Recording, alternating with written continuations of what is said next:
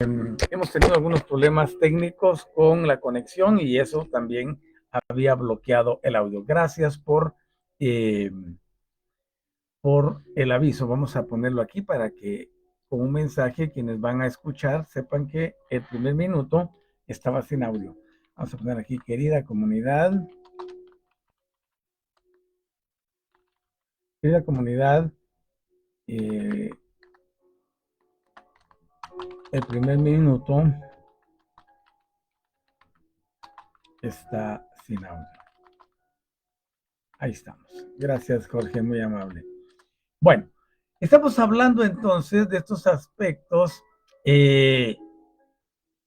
donde los azúcares han sido el modelo de invasión para todas las personas. Encontramos más azúcares que cualquier otros elementos para poder crear bebidas, comidas, etcétera. Ahora se le pone azúcar hasta lo inimaginable. El objetivo número uno de todo esto ha sido el poder desarrollar esa tendencia a vivir con sobrepeso, con problemas de diabetes, entre otros, pero en realidad la diabetes no obedece al consumo de azúcar, obedece a aspectos mentales, emocionales y eh, cerebrales en el sentido neurológico, porque tienen que ver con el sistema de huida y enfrentamiento. Pero eso lo vamos a ver enseguida. Ahora bien, nosotros requerimos buscar distractores cuando nos sintamos tentados al azúcar. Y no es fácil, porque el contenido dopaminérgico que el azúcar libera es, híjole, de lo más adictivo que puede haber. Y el azúcar es una droga, podemos decirlo de esa manera, porque viene y te atrapa, y una vez te atrapa, no te suelta. Ahora bien, así que al buscar distractores que nos alejen de esos antojos, de esos deseos de querer consumir algo, vamos a estar dándole una reeducación a nuestro cuerpo. Y hay una palabra que se utiliza mucho en neurociencia y es recablear, es decir, como cambiar los cables que llevan la información a tu cerebro. Y lo que se busca es que hayan rutas neuronales más sanas y que se produzcan otros efectos dopaminérgicos que anulen el que lleva a las personas a la dependencia de los azúcares. Así que eso nos permitió ver que debemos huir de los azúcares. Todo lo que tiene que ver con alimentos para niños eh, está saturado. Yo les digo, si le preparan la lonchera a sus hijos pequeños que van al kinder, que van a primaria, que van todavía llevan algo de comer de la casa para la escuela, eviten hasta donde se pueda los azúcares. No acostumbren a sus hijos a los azúcares. Estamos viviendo en esta era a la que le llamamos la era de la mala gestión de la abundancia, con consecuencias para la salud física y psicológica. Y aquí es donde vamos a hablar algo acerca de la alimentación. Por ejemplo, durante tanto tiempo se nos ha dicho que el cerebro necesita grandes cantidades de hidratos de carbono. Estos se traducen como carbohidratos. Y luego, todas esas ideas han ido permeando nuestra cultura alimentaria y han tenido efectos muy grandes, muy nocivos, entre ellos el inicio prematuro de enfermedades metabólicas o tenemos la otra que es la obesidad en niños.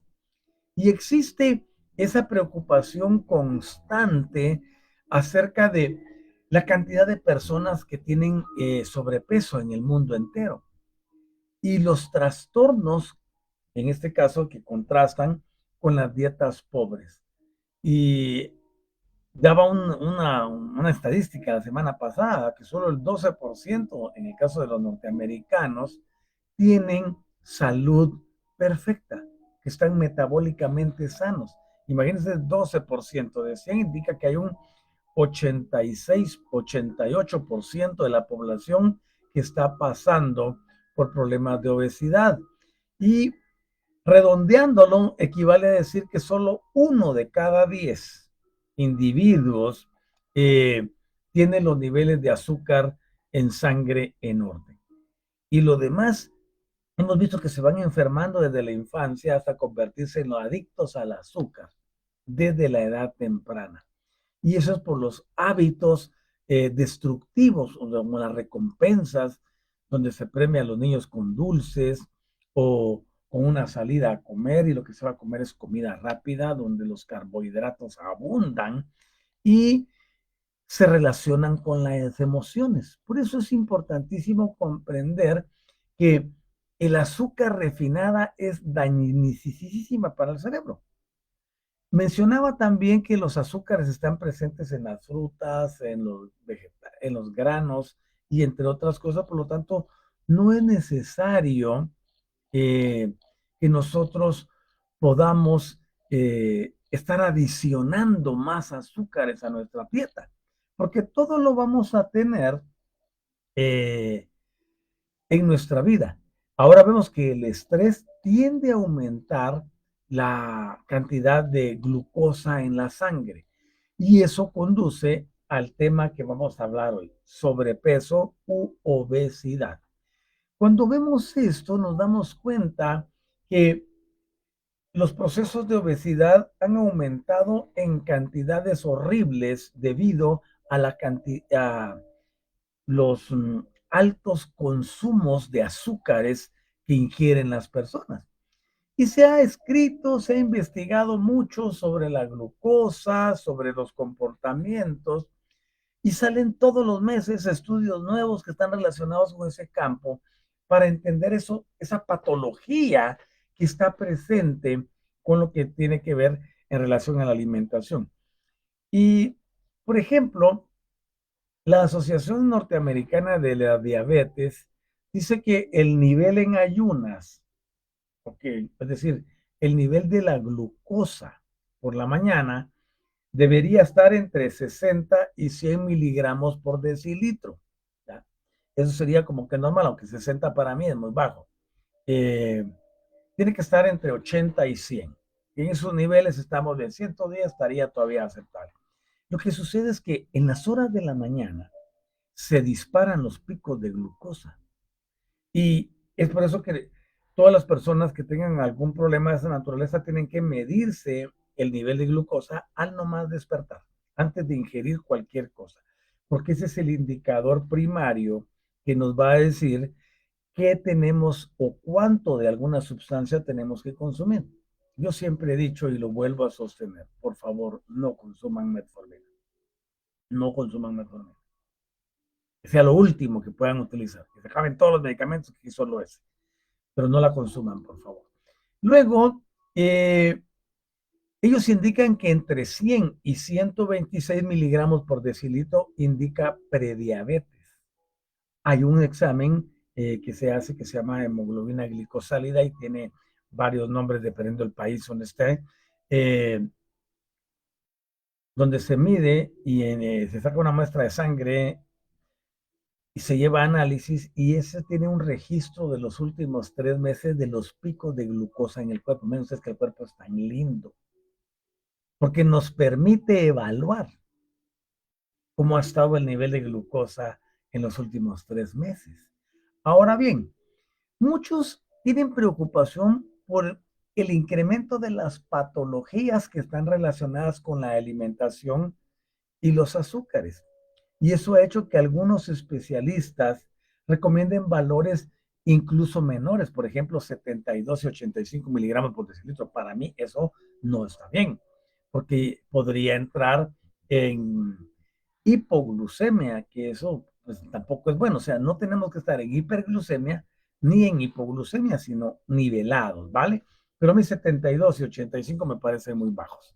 Ahora bien, ¿por qué razón se dice esto? Porque hay muchas probabilidades de desarrollar problemas de salud a partir de dicha cifra. No, como les digo, los criterios van a variar, van a variar. Y los médicos son especiales en usted es diabético de por vida. Mucho cuidado con eso. No tomes la voz del médico como que si fuera una voz divina. Hay que consultar siempre una segunda o tercera opinión para tener la claridad de lo que se está haciendo. Ahora bien, se ha demostrado que este es uno de los temas más perjudiciales y ese se trata de los picos del azúcar, eh, porque puede llevar a tener resistencia a la insulina o lo que le llaman ahora prediabetes. O sea, son términos que han ido acuñando. Aquí es, ¿la tienes o no la tienes? Así de sencillo, ¿no? Y eso va a deberse a muchas cosas. Pero algo que a mí me preocupa, ¿ya? Es que todas las personas, cuando les hablan de diabetes, dejan de comer azúcares y les quitan todo. Y eso no es correcto. La solución no está en dejar de comerla, ¿ya? La solución está en aprender a controlar lo que está interno y vamos a hablar de eso. Ahora bien, se dice, y la ciencia lo enuncia, de que cuantas más subidas, o sea, cuantos picos elevados de azúcar haya, más rápido la persona envejecerá. Yo, por supuesto, eso lo anulo y lo mando a la disolución. ¿Por qué razón? Porque es fácil condenar a alguien. Es fácil condenarlo. Y hoy tenemos muchos métodos diferentes para resolver las cosas. Algunas personas eh, reconocen que siempre mantienen un apetito excesivo. Ese puede ser un indicador de que hay una disfunción en el manejo de la glucosa en el cuerpo. Y las causas clásicas, por ejemplo, de que alguien quiera comer constantemente, tiene que ver con la ansiedad, pero la ansiedad es un asunto neurológico, ¿ya? Es un asunto emocional. Así que lo asocian con los de, no, es que usted está así ansioso porque lo que pasa es que usted tiene diabetes. Todos es hacia eso, porque hubo como una eh, inclinación médica a querer tener a toda la gente con diabetes. No, no es así. Ahora bien, eh, hay otra vez muchos más casos investigados y tenemos efectos contrarios como elevados niveles de insulina van a hacer que la glucemia o la glucosa baje en la sangre. Tenemos que tomar en cuenta que a mayor cantidad de insulina que haya circulando en el cuerpo, habrá mayor requerimiento de comida porque habrá hambre. ¿Y cuál es el objetivo? Al subir la glucosa, bajan los niveles de glucemia. Y si bajan los niveles de glucemia, obviamente el cuerpo estará solicitando algo que ingerir para poder compensar el déficit. Por eso yo siempre recomiendo, hay que estar midiendo constantemente. Al principio, si a una persona le han diagnosticado esto, se vuelve tedioso, pero yo recomiendo, por ejemplo, hacer una medición a las 6 de la mañana o lo más temprano que se pueda. Hacer la medición después del desayuno. Y eso hay que ver. Hacer la medición después del almuerzo y hacer otra medición a las 6 de la tarde. ¿Por qué razón? Es importante que uno pueda trazar una curva de cómo se está comportando a esas horas. ¿Por qué después del desayuno? ¿Por qué después del almuerzo? ¿Por qué en la mañana y por qué en la noche? Sencillamente porque en la mañana se disparan los picos de glucemia y tenemos que ver cómo está amaneciendo el paciente. Luego, después de comer, una hora posteriormente, vemos lo que se llama la medición postprandial y podemos saber qué tanto la comida está disparando los niveles de la glucosa en la sangre. Y la de la noche, por ejemplo, a las 6, 7 de la noche, checarla otra vez, es porque tenemos que ver qué tenemos que medicar para poder mantener bajo control esos picos durante la noche y que al amanecer el otro día pueda el paciente amanecer dentro de los parámetros que son aceptados normalmente. Entonces, cuando hay una gran cantidad de insulina en el cuerpo, como resultado de experimentar año tras año picos de glucosa, entonces las hormonas tienden a confundirse. Entonces que las hormonas están gobernadas por la amígdala y por el hipotálamo, por eh, la pineal, la pituitaria, por la corteza prefrontal. Entonces tenemos que entender cómo trabaja eso o el óvulo frontal. Hay una hormona de ellas que se llama leptina. Esa hormona leptina trabaja para avisarnos que ya llegamos a cubrir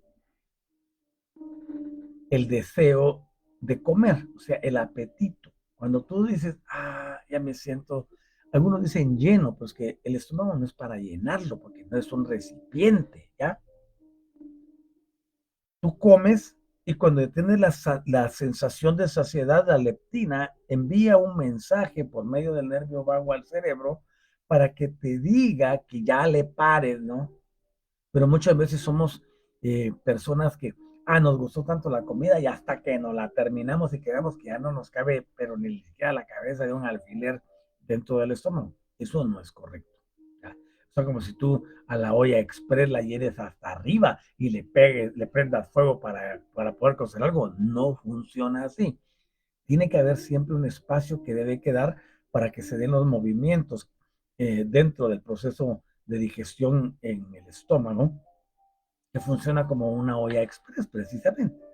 Ahora bien, entonces la leptina eh, es la que nos indica que ya estamos satisfechos y que tenemos que dejar de comer, ¿ya? Y se manda la señal para que lo entendamos. Y también está otra que se llama grelina, ¿ya? Y esta es la hormona que se activa cuando tienes hambre. Pues es que aquí dice, no, es que me ruge el intestino. No, no es que te esté rugiendo. Tienes hambre y se activa una hormona que envía la señal para que busques comida. Entonces tenemos leptina para avisar que estamos satisfechos y grelina para indicarnos que debemos buscar comida. ¿Vale? Ahora bien, cuando el cerebro recibe, por ejemplo, la señal de la leptina, entonces lo que viene es que pide quemar energía, ¿ya?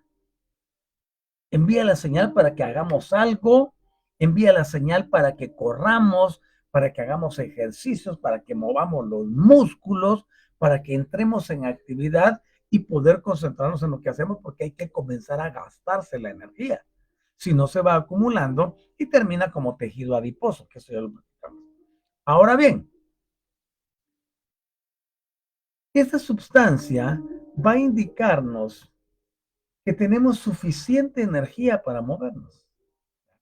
Por eso cuando ya nos saciamos, en algunos casos entra un deseo de como que de querer tomar la siesta, y muchos la hacen, porque la mayor parte de la circulación viene a irrigar el plexo gástrico, donde se está produciendo el proceso de digestión. Ahora bien, cuando no se recibe esa señal, entonces el cerebro interpreta que estamos como que en inanición, como que muriéndonos de hambre y es donde comienza el consumo compulsivo de la comida. Un, un médico endocrinólogo muy famoso, el doctor Lustig, eh, él ha escrito muchos libros y tiene uno en inglés que se llama Metabolical. Él no solo es especialista en la endocrinología, sino también en nutrición, en azúcar y alimentación. Entonces, él, dentro de sus estudios, ha observado, por ejemplo, que las personas que tienen sobrepeso, y no digo obesidad porque no quiero dañar ninguna susceptibilidad, sobrepeso, eh, no reciben esa señal adecuada de la hormona que se llama leptina. Entonces, por eso están comiendo de forma compulsiva. Ahora bien, eso es como que si el cerebro se queda bloqueado o este, fuera de control y dice, no, hay que estar comiendo todo el tiempo porque nunca recibo la señal de saciedad. Entonces, no paro para enviar a la otra, a la grelina.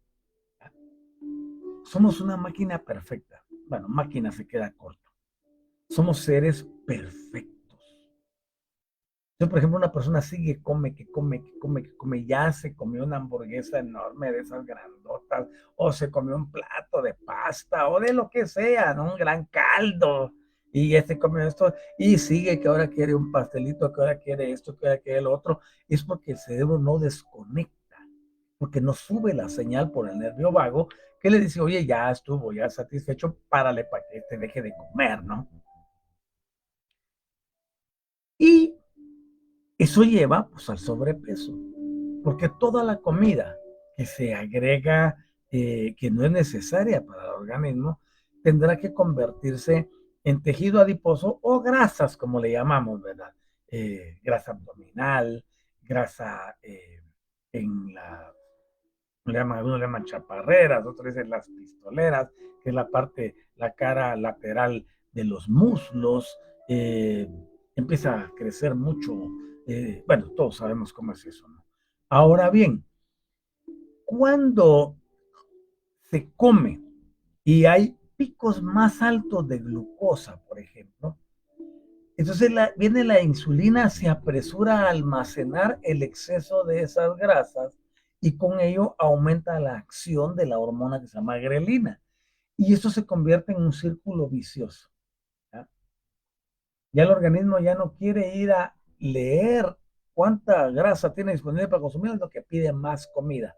Y por eso el estado de la persona sigue creciendo, ¿no? El sobrepeso se sigue dando y obvio, eso va a causar un montón de problemas a nivel de circulación, respiración, problemas renales, fallos de toda índole, ¿no?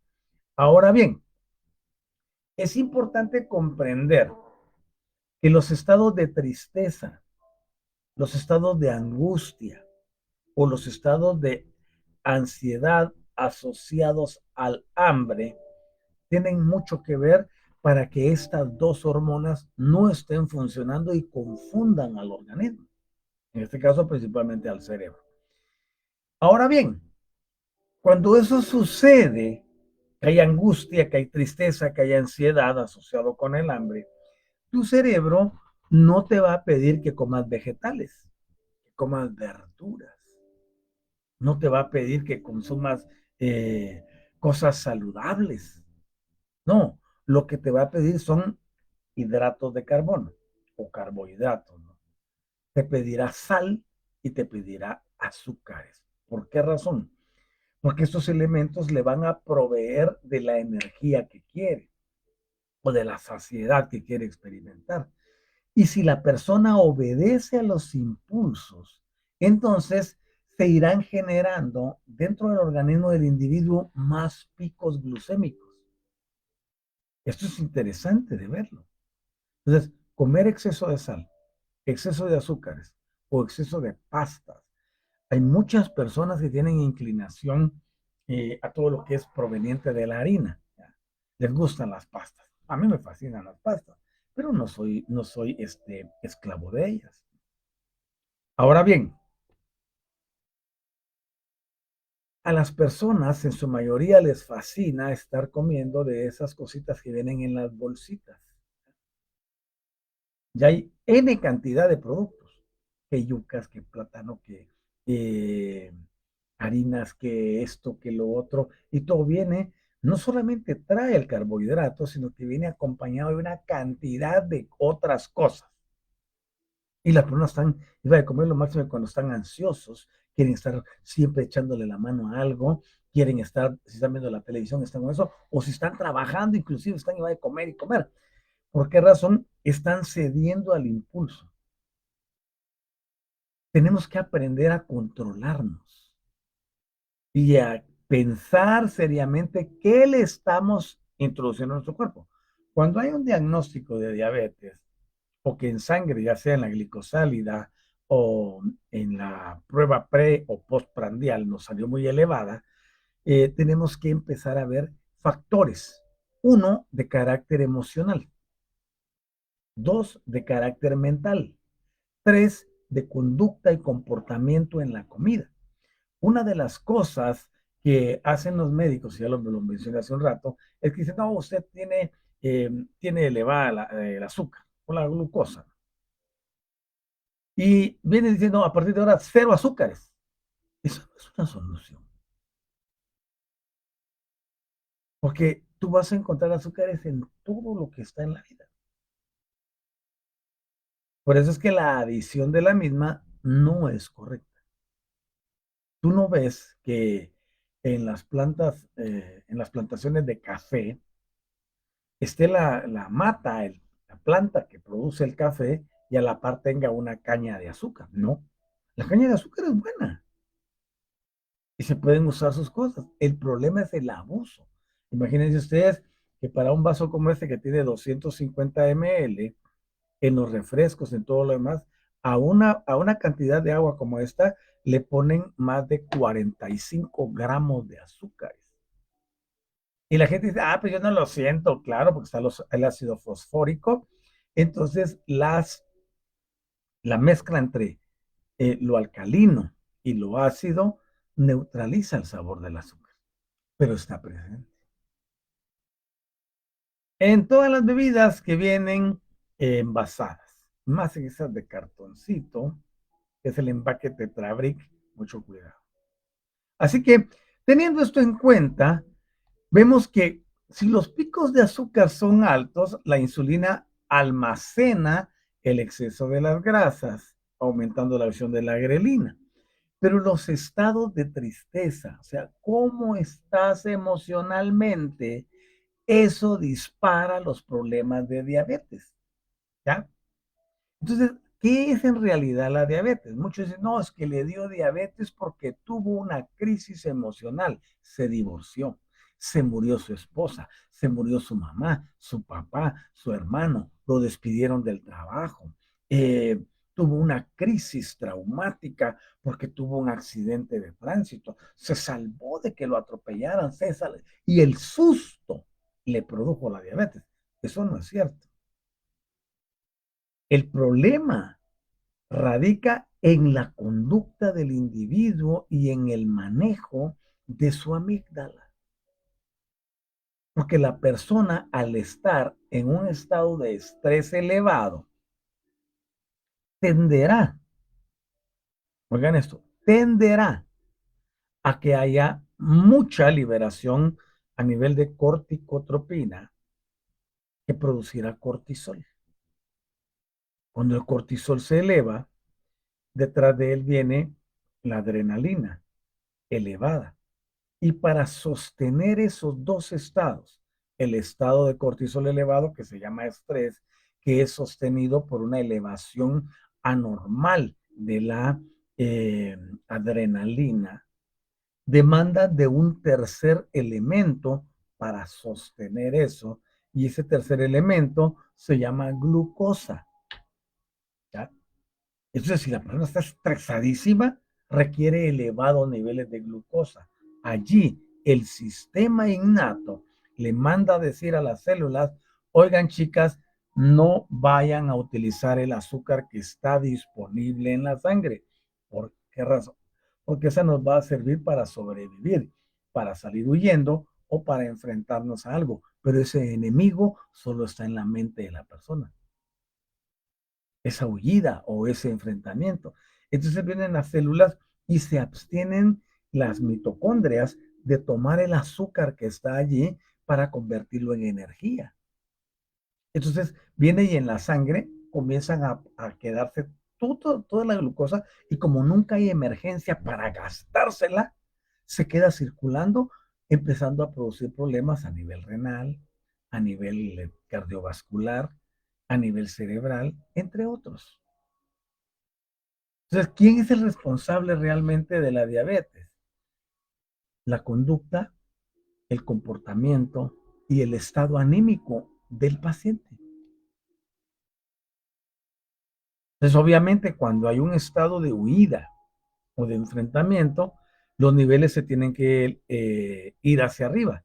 Pero al nomás pasar la emergencia, tienen que regresar a su punto normal. Y eso es lo que no ocurre cuando una persona tiene exceso, cuando está estresada al máximo. Y por eso el azúcar se queda en la sangre y las células no la consumen. Y aunque llegue los azúcares, no se dejan penetrar o no se apertura la mitocondria para poder tomar a la partícula de la glucosa y convertirla en energía. Así que la solución no es no comer azúcares. La solución es aprender a controlar el estrés como factor determinante para eso. Esa es una de las formas.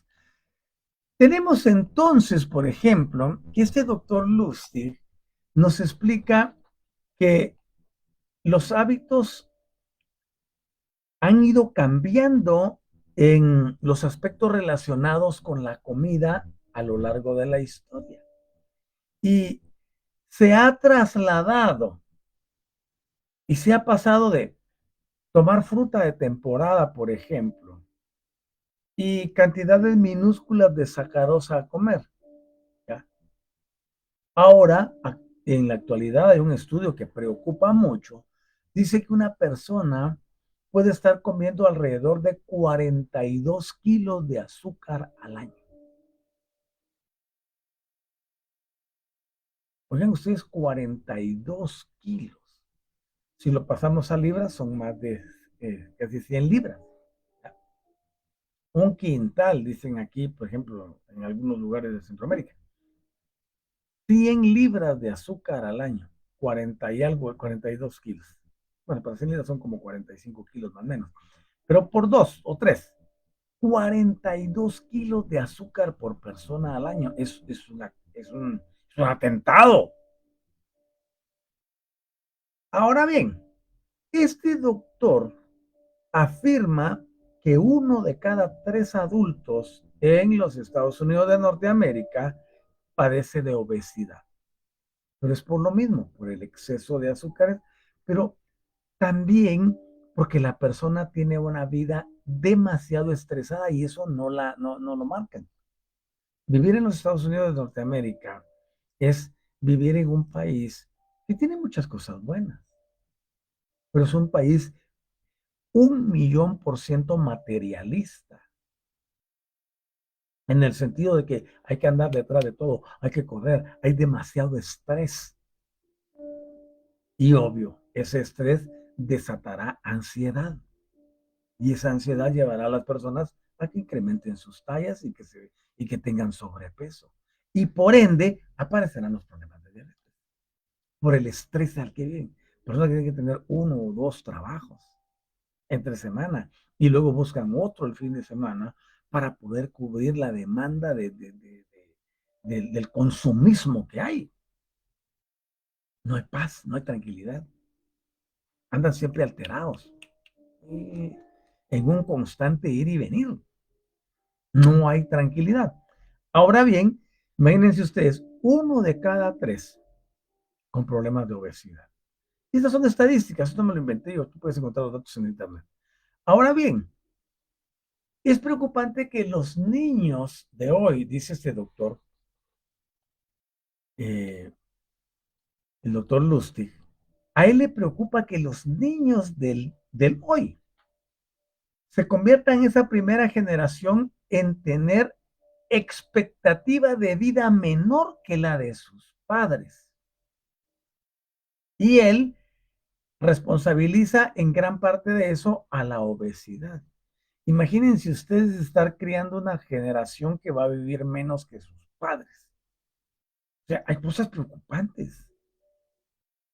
¿Ustedes creen que las personas que viven bajo asedio, eh, bajo una amenaza constante, como sucede con los inmigrantes, que se supone que hoy entró una ley que los protegía, no sé si era cierto, vivir bajo esa psicosis, no solo de la presión laboral, el de ver todo el dinero que pagaron para poder ser trasladados, el no poder trabajar, el no tener libertad, el saber que lo pueden mandar de regreso a su casa.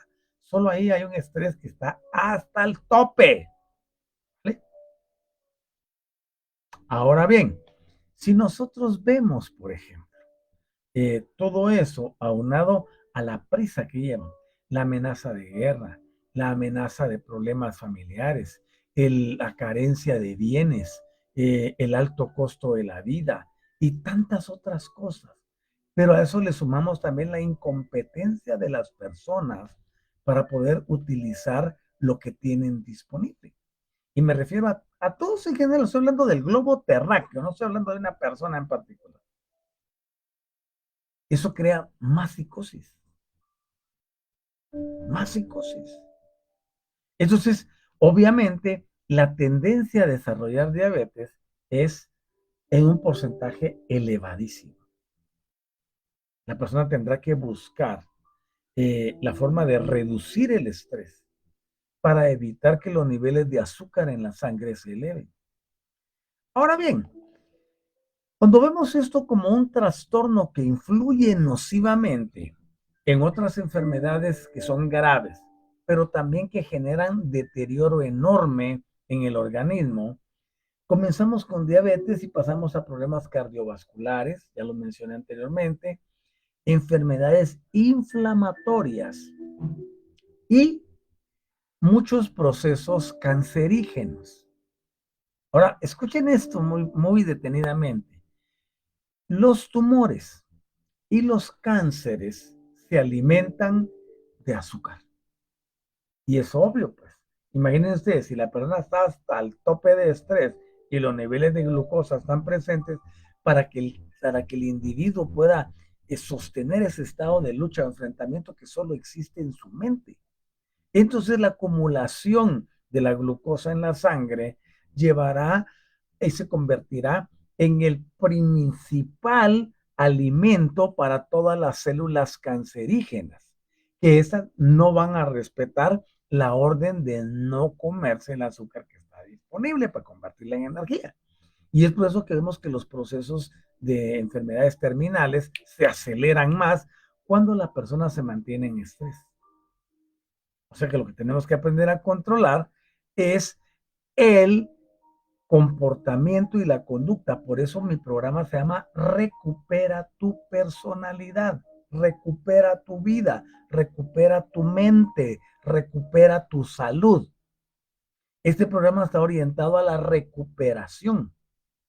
¿Por qué razón? Porque si una persona no recupera su salud, es porque no ha querido entender cómo funciona el asunto. ¿Vale?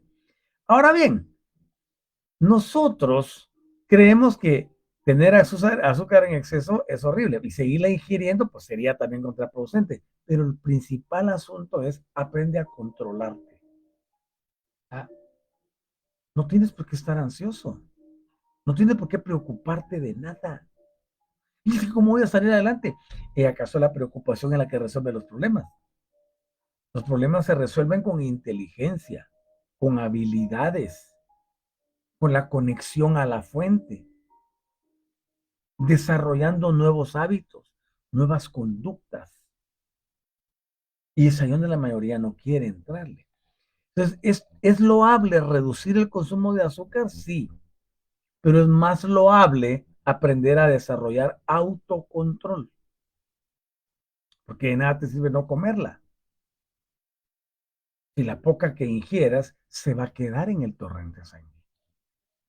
Por supuesto, aquí eh, entran otros factores, entre ellos los niveles elevados de insulina aumentan la tensión arterial, pero también reducen la cantidad de colesterol bueno en la sangre. Y esto va a producir lo que se conoce como el síndrome metabólico. Y el síndrome metabólico se convierte en la principal causa de la obesidad. Ahora bien, ¿qué es eso que lleva a que una persona suba de peso? Y no digo engordar porque pues ya suena así como que ofensivo, ¿no?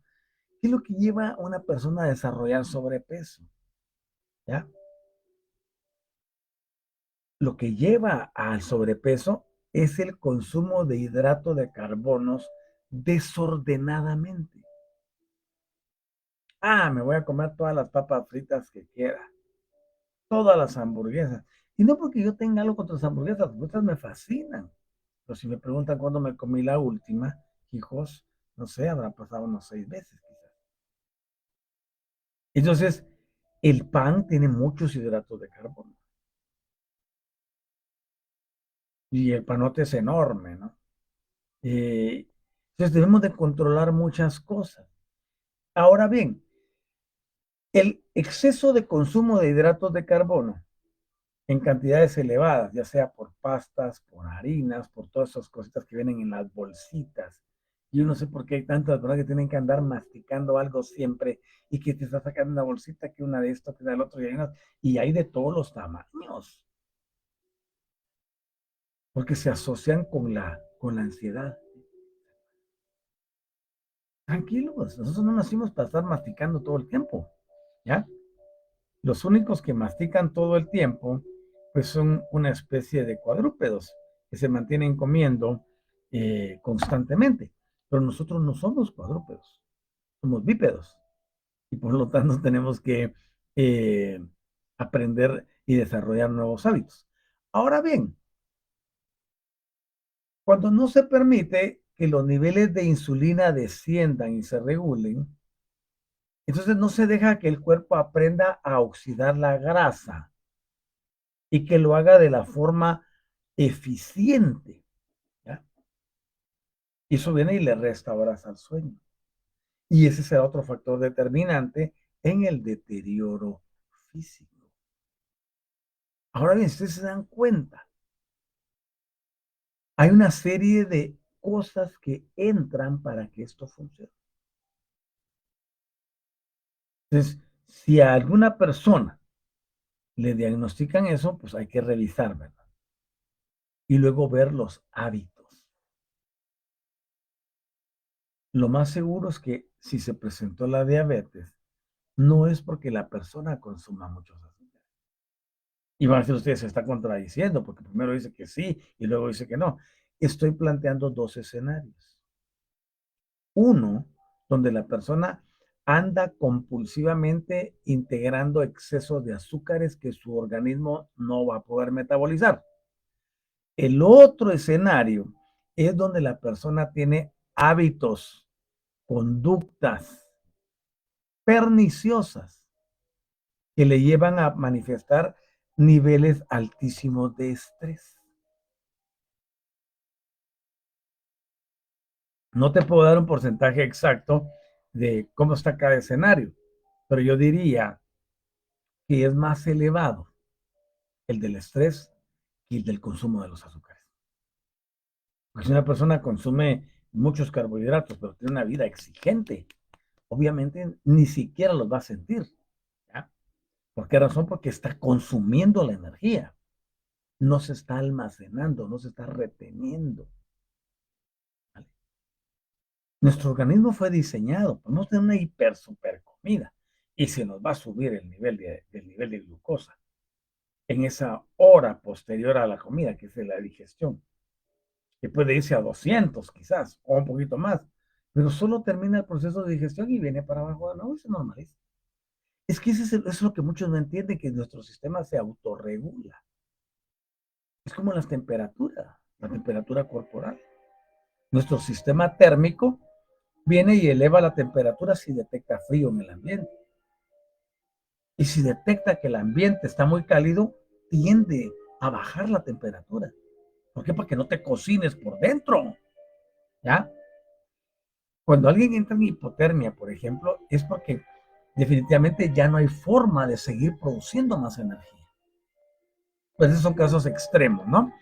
Ahora bien, nosotros debemos de comprender que es imperativo que tengamos nuestra mente y que ésta esté sana dentro de un cuerpo que esté sano. Hay un enunciado que dice mente sana en cuerpo sano. Tu mente determina muchas cosas, muchísimas, y entre ellas esta, que es la de tener el equilibrio perfecto. Ese equilibrio perfecto nos llevará a vivir de mejor forma. Y cuando vivimos de mejor forma, podemos alterar las condiciones de nuestra vida.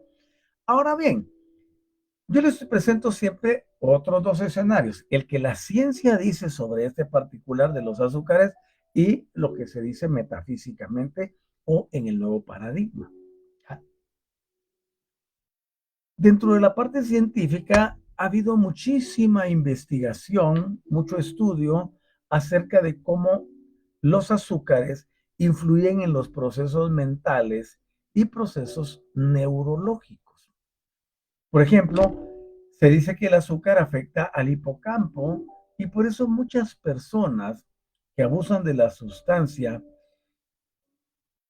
en general producen lo que se conoce neuroinflamación cerebral y eso va a desarrollar problemas en el aprendizaje, en la memoria, la atención y la concentración respectivamente. Pero eso se debe a excesos. Por ejemplo, tu cerebro. Hay algunas paredes, algunos intersticios, podemos llamarlos así, o algunas divisiones donde, por ejemplo, en la barrera hematoencefálica, solo la partícula de la glucosa puede atravesarlo porque el cerebro también requiere energía para trabajar. ¿Y dónde crees que sale la energía? Quitarse los azúcares no es una solución. Ahora, quiero hablarles del virus de Epstein-Barr, por ejemplo. El virus de Epstein-Barr es responsable también de diabetes.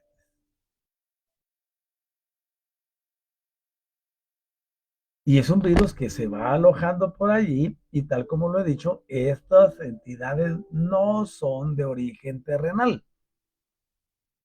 Entonces, como lo mencioné en una de las cátedras de la mañana, la semana pasada, epigenéticamente nos trabajaron para que estuviéramos susceptibles a la enfermedad, porque la enfermedad produce estados de ánimo, produce sufrimiento en el paciente, pero también produce emociones en los familiares del paciente.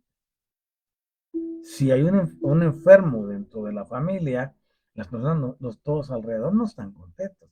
Entonces eso genera emociones y las emociones son la energía de la que viven esos seres que están ahí en la estratosfera. Por eso aprenderse a reprogramar es lo más grande que puede haber. Hoy estaba corriendo el protocolo número 23 a una persona. Por cierto, te invito a que hagas una nueva consulta de cuáles tienes que ver. Y yo tengo que hacer un trabajo, pero bueno, ¿cuándo lo voy a hacer? Ni siquiera tengo idea. Pero el punto es, tengo que reescribir los protocolos, porque ahora hay nueva información que debe ser adicionada.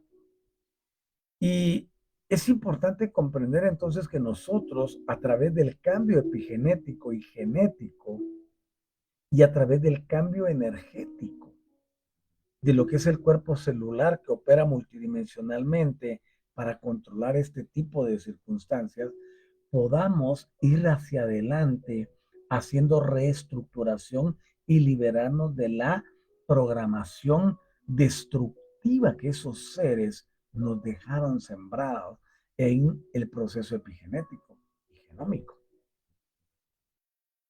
Por eso liberarnos de ellos es lo más grande que nos puede pasar. Y ya dejar de estar dependiendo de ese tipo de entidades. Tenemos el poder y la autoridad para ser grandes. Ahora bien, debemos de comprender que hay muchas cosas que desatan esta parte de enfermedades. Y ahí entran las emociones. Y vamos a ver un caso de una mujer a la que le vamos a llamar Marta. Marta, 36 años de edad, sufriendo de ansiedad desde su juventud y se relacionaba con la comida y con su aspecto físico. ¿Ya? Cuando ella tuvo la primera menstruación, su cuerpo comenzó a cambiar y dio inicio a un proceso de sobrepeso. Pero cuando analizamos lo que estaba pasando en su casa, el ambiente en el que ella se desarrollaba y creció y funcionaba no era el mejor. Su mamá se murió de cáncer y su papá se casó con otra mujer que no trataba bien a los niños, porque cuando la señora madre de Marta fallece, ella tiene solo 8 años de edad. Entonces desarrolla enojo, desarrolla odio y lo manifiesta a través de la rabia, ¿no? Bueno, rabia es una forma de decirlo, no como un perro, ¿no? Entonces, al verse todo el tiempo y al estar en contacto, al momento de observar a la madrastra, ella tiene un nudo en la garganta y en el estómago cuando se cruzaba con el papá o la señora. Entonces decide refugiarse comiendo mucho. Por lo tanto, el sobrepeso se fue hasta donde ustedes pueden imaginar. Y se dedicaba a comer muchas galletitas, mucho chocolate, y solo lo comía de noche. Entonces, ella, al sentirse inquieta, al tener ese descontrol emocional, recurría a comer ese tipo de cosas. Ahora bien, eh, eso se clasifica dentro de un contexto de ansiedad. Cuando dobla la edad y tiene ya 16 años, comienza con problemas de migraña y los tiene repetitivos. Y entonces ella reconoce que está en una espiral de nocividad y no encuentra cómo pararla, por eso va a buscar asistencia. Y cuando busca asistencia, reconoce que ella es soltera y que tiene angustia. Miren ustedes a los 16 años. Tiene angustia de verse sola por el resto de su vida. Ahora, bien, imagínense los detonadores, cómo llevan a una persona y la envuelven en una espiral donde se va reduciendo su expectativa. Luego va a trabajar y fruto de su trabajo a pedir comida a domicilio y muchos postres. Los postres regularmente son dulces, ¿no? Eso desarrolla dentro de ella un sentido de culpabilidad, pero no puede dejar de pensar ni de tener ese impulso de seguir pidiendo comida. ¿Ah? Ahora bien, cuando se le presenta la migraña se queda en su casa y cuando se le pasa la migraña tiene crisis de llanto. Solo observen esa panorámica, esa problemática. Al hacer un estudio objetivo de todo eso, se ve que varios factores influyeron. Por ejemplo, la personalidad ansiosa, la mala percepción de su propio ser físico, la adicción a la comida, la adicción a los azúcares, la soledad gestionada incorrectamente, la presencia de las migrañas y la rabia, o sea, las heridas emocionales en contra de su papá. Si nosotros estudiamos esto, ese es un caso muy aislado. No, no, no, no. No te precipites. Si revisas tu vida, te das cuenta que hay cosas que vienen desde la niñez. Y nos vamos un poco más para atrás, desde la infancia. Y nos vamos un poco más para atrás, desde que estuviste en el vientre de tu mamá. Y cuando estuviste en el vientre de tu mamá, vienes de una única célula que se llama cigoto. Ese cigoto recibió, después de la fusión entre el esperma y el óvulo, recibió la epigenética de tu papá y de tu mamá. Y de todos los ancestros. Y de toda la basura que nos dejaron estos disque dioses que están ahí en la estratosfera riéndose de nosotros. No sé qué pararles la mano, ¿no? Oye, no más, ya no, te vas a reír de mí. Porque debemos de recuperar nuestro poder. De eso se trata el programa. De recuperar nuestra valía, de recuperar nuestra autoridad, de recuperar nuestro poder, de reconocer que no somos seres cualquiera. Ponte a pensar en eso. Si revisas para atrás, vas a encontrar plaga de muchas cosas. Quizás no destacaste, no fuiste un niño o una niña prodigio, te hicieron, bueno, ahora decimos bullying, antes era otro tipo, burlas, etcétera, ¿no? Tus padres no confiaron en ti, no creyeron en ti, te trataron mal o no tuviste padres, qué sé yo. Hay una cantidad de aspectos que hoy están influyendo y crean una problemática que te lleva a desarrollar diabetes. Tienes un trastorno de estrés postraumático, un trastorno obsesivo compulsivo con la comida, con el odio, con el rencor, con el deseo de venganza, etcétera. Yo conozco gente que todavía a sus 50, 60 años no han logrado superar los problemas de la infancia y tienen odio contra otros familiares, o contra los vecinos, o contra el que le hizo daño a un miembro de la familia.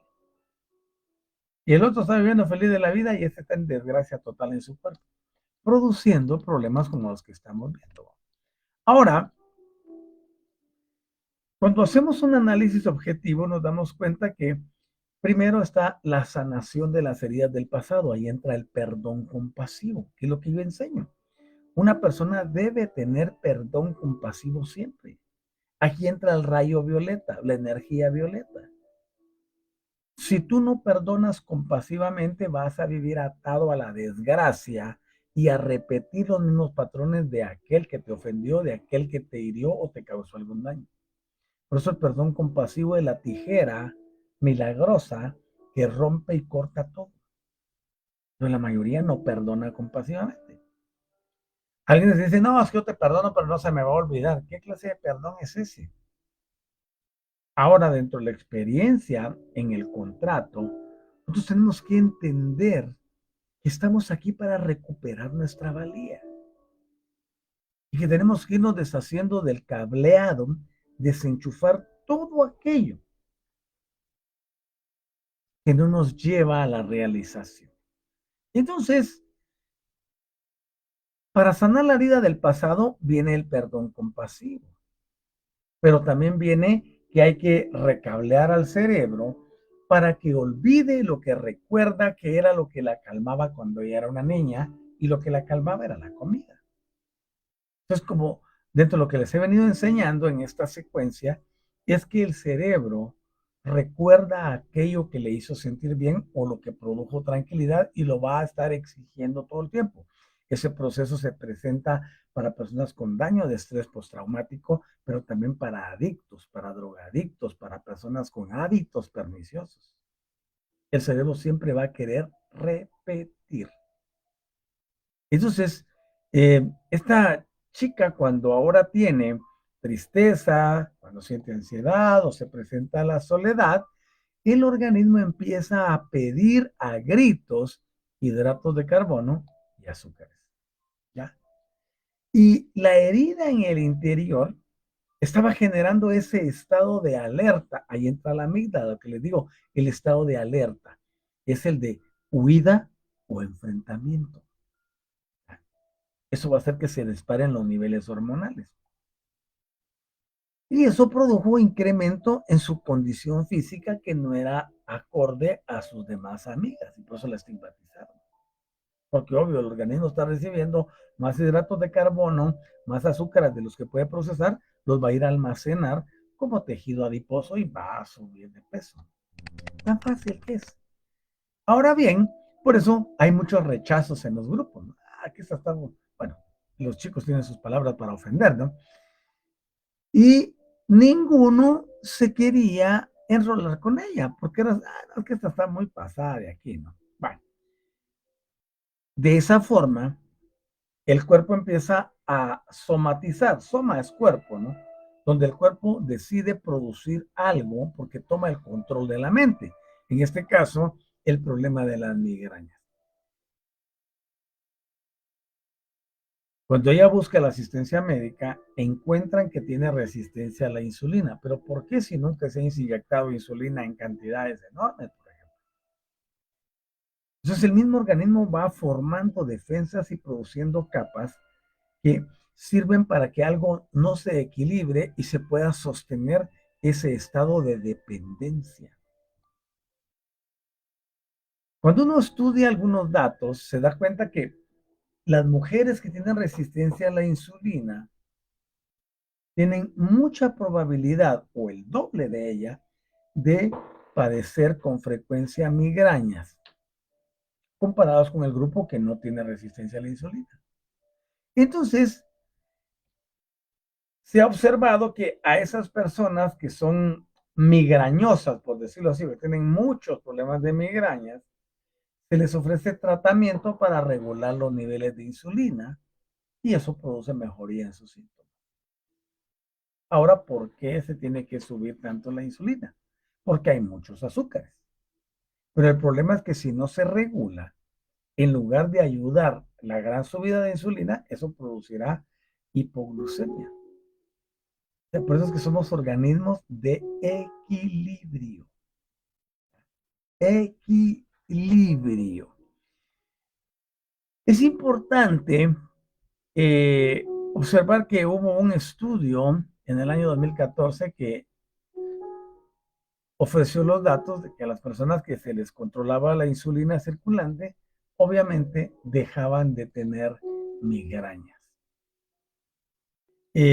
A esta chica Marta, pues se le gestiona la insulina y mejora la ansiedad y se controla la migraña.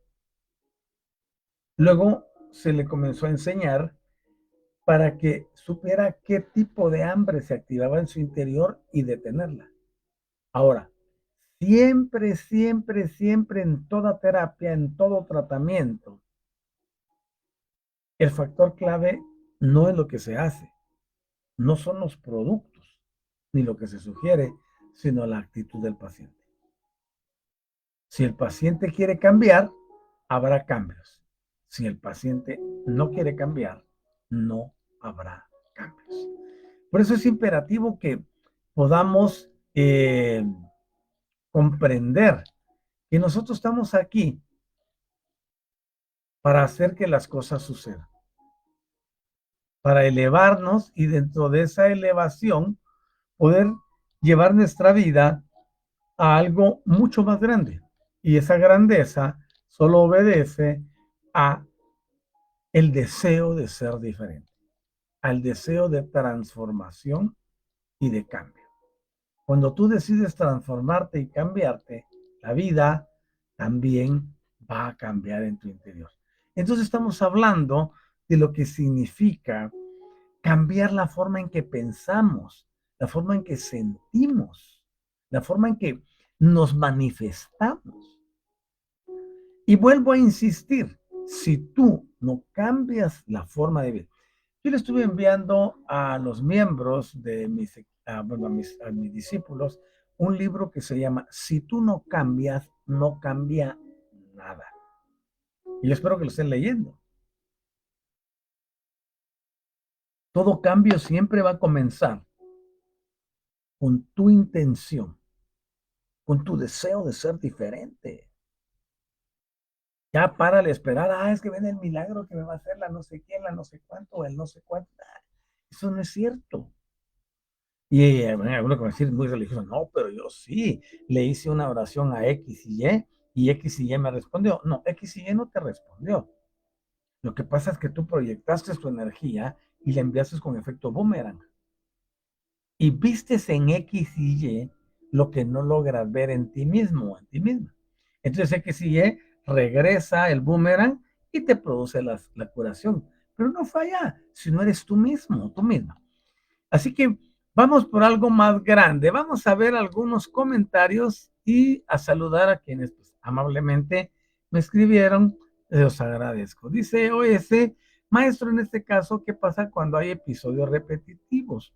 Uno recuerda las cosas con más intensidad y bueno, quizás en algún momento se dijo he perdonado, pero de nuevo vuelven esos rencores. Querida EOS, lo que está diciendo ahí es que no ha habido perdón.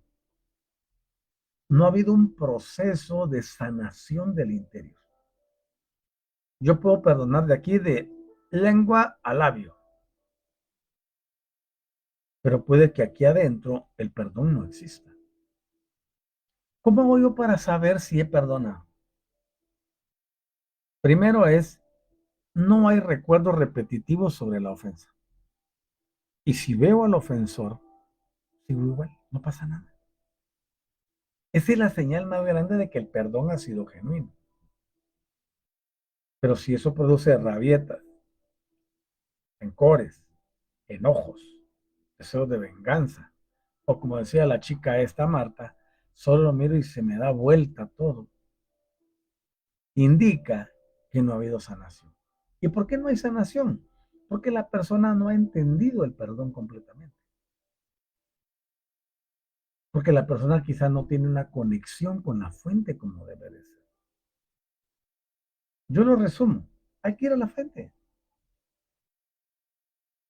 Todo se soluciona en la fuente. ¿Por qué? Yo te invito a escuchar la cátedra, por ejemplo, del día domingo recién pasado, donde hice la cuarta entrega sobre el nervio vago.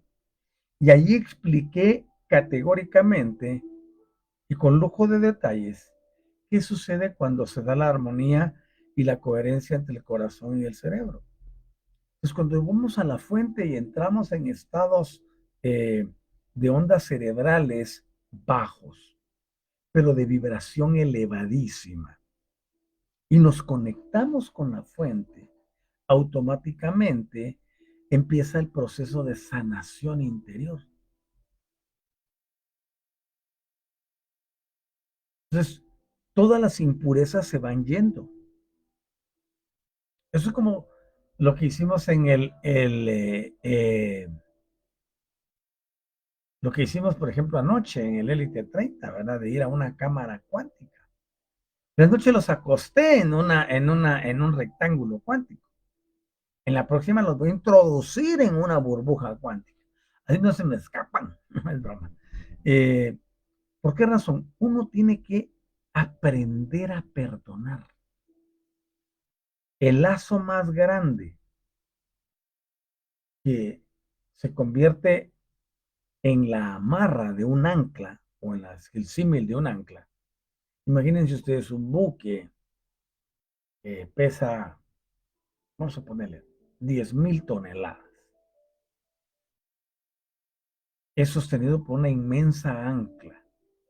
La hunden y el buque se queda ahí. Y aunque haya oleaje, no lo mueve del lugar, porque el ancla lo tiene ahí, fijo. Ahora bien, la falta de perdón es un ancla horrible. Hunde a la persona y no la deja mover. Entonces, hay que aprender. Y yo sigo diciendo, y es mi caballito de batalla últimamente, la solución es la conexión. Cuando hay paz en la conexión hacia la fuente. Hoy en la mañana lo dije en otras palabras. Hay quienes odian la palabra meditación, otros odian la palabra oración, otros odian la palabra rezo, otros dicen esto es comunión, otros dicen esto es conexión. Como le digas, a mí me tienes sin cuidado. Y no me estoy refiriendo a ti, sino en general. Como le llamen, a mí me tienes sin cuidado. Lo que yo demando es que vayan a conectar. Y lo digo de una forma muy específica. Ninguno que se conecta a la fuente sale igual después de la conexión. Y cuando el recuerdo se quiere presentar, se le pone un alto. Oye, ya no tienes nada conmigo. Para, ya perdone. No me voy a ensuciar otra vez con él. Imagínate que una persona, o imagínense que una persona va vestida de blanco y de repente se resbala y cae en un gran lodazal y se levanta con todo eso de color beige, negro y todo, y el vestido pues, era impecable, está todo contaminado y todo eso. Tiene que ir a bañarse, tiene que mandar a la lavandería la ropa y va a quedar otra vez limpia. ¿Quién en su sano juicio ya teniéndola limpia no se va a ir a tirar ahí? Por eso uno tiene que desarrollar entendimiento. Y aquí entra el eslogan. La clave de la vida es el entendimiento en el uso y manejo de las energías y de los sistemas vibracionales. Entre más alto vibro, menos injerencia tienen los aspectos materiales en mi vida personal. Aunque me hayan hecho lo que me hayan hecho. Si de ofensas se tratan, yo les podría dar a ustedes una lista de todas las que me han hecho, ¿no? Y veo a las personas y las veo con amor. Los he perdonado. Me hicieron mucho daño, muchísimo. Suficiente como para vivir amargado el resto de mi existencia. Pero ¿por qué yo le voy a dar yo mi energía a otro? Publiqué recientemente un post por ahí donde dice que si alguien es controlado por las actitudes de otro, es porque le gobierna. Yo no quiero que ninguno me gobierne. Si hay algún gobierno que yo pueda aceptar conmigo, en este caso es de mi jefe, de Micael Todopoderoso, Padre de este universo. A él sería el único que le podría permitir que me controle. De ahí a ninguno. Yo no le doy mi energía a nadie. Es más, cuando uno se eleva, alguien te puede insultar y al ratito le vas a dar la mano o le ofreces un vaso con agua. Aquí es donde vienen las enseñanzas supremas de todas las edades. Hay que amar. Y el mandato que dice, ama a tu prójimo tanto, tanto, de la misma forma en que tú te amas. Ahora, si no perdonamos, lo que estamos demostrando es que no nos amamos nosotros. Por eso con lo que escribiste aquí dices, es crudo. Así es crudo. Y en la familia, ay, querida. Si tuviera oportunidad de contarte, pero no estamos aquí para hablar de desgracias. Hoy utilicé con mi amigo que se llama Giovanni una expresión que dice la peor cuña, ese es un dicho guatemalteco, la peor cuña, dice, es la del mismo palo. ¿Qué significa eso? Que si quieres atrancar algo o que algo no se te vaya, nunca utilices la cuña del mismo palo, ¿ya? En otras palabras, se refiere a los familiares. Por eso cada uno debe de desarrollar su sistema de independencia. Y si va a ir a pedir una ayuda, es mejor pedírsela a un desconocido que a un familiar. Y se lo digo por experiencia. Entonces, puede haber N y mil ofensas, pero el amor compasivo, el perdón compasivo y la actividad violeta más la azul se encargan de que todo eso se disuelva. Vamos para adelante, que la vida es alegría y tenemos que vivirla como tal. Quien vive en el pasado es preso de aquel que le ofendió. Cuando una persona no logra salir de las ofensas, el ofensor es su jefe, es quien tiene el control. No, a mí ninguno me controla. Así que vamos para adelante. Dice, muchas gracias. Ok, vamos para adelante. Luego tenemos aquí, maestro, en este caso, ¿qué pasa cuando hay episodios repetitivos? Uno recuerda las cosas con más intensidad. Y bueno, ya lo habíamos visto, ¿no? Qué bueno que me escribiste. Gracias por participar. Vamos a darle aquí un like a esto otro, porque eso nos ayuda a que el programa llegue a más personas. Eh, tenemos por aquí también a Ahorita Franco, bendiciones a su bien, amado maestro y presente, dice. Gracias por estar aquí, querida. Te bendigo a ti y a toda tu familia. Y EOS que saludó diciendo buenas noches a todos. Saludos, saludos también para ti. Nos vamos hasta Chile. Estelita, buenas noches, amado maestro y presente. Hola, ¿cómo estás, querida? Qué bueno que has venido. Y regresamos hasta la Suiza centroamericana con María Cecilia. Buenas noches, presente aquí, dice, desde Costa Rica. Saludos hasta Costa Rica. Y María Judith en Uruguay. Buenas noches, maestro. Bendiciones, lo mismo para ti, querida. También a Jorge Matarrita. Ahora sí se escucha muy bien. Buenas noches, maestro familiar. Me encanta. Dice, gracias a ti, querido discípulo, por haberme dicho lo de el sonido y ya lo resolvimos. Que estén bien. Me alegra mucho haber compartido con ustedes este espacio de tiempo. Saben que estamos aquí para servirles y ayudarles, pero se requiere y se demanda que cada uno de ustedes tome su propia iniciativa para liberarse de los flagelos que aún controlan sus vidas. Les invito a la programación de mañana. El maestro Jorge Matarrita estará dirigiendo el Élite 30 y a él les enviará el enlace a la hora que estime conveniente. Hay que apoyarlo, hay que trabajar juntos. El día jueves nos vamos a las 8 de la mañana a estudiar epigenética y a las 6 de la tarde estaremos estudiando sobre mindfulness, cómo utilizar el momento presente. El día viernes nos vamos al Élite 99 y el sábado volveré a enseñar sobre epigenética. Así que tenemos mucho que hacer. Estamos para servir. Cuídense millones. Namaste para cada uno de ustedes y les envío mi cariño, todo mi amor, todo mi aprecio y les abrazo en la perfección micaélica. Hasta prontito, de verdad, gracias por haberme prestado sus oídos. Y gracias a ti, amado seguidor, simpatizante, fan, que no me escribes, pero quiero que sepas que este programa es para ti, para cambiar tu vida.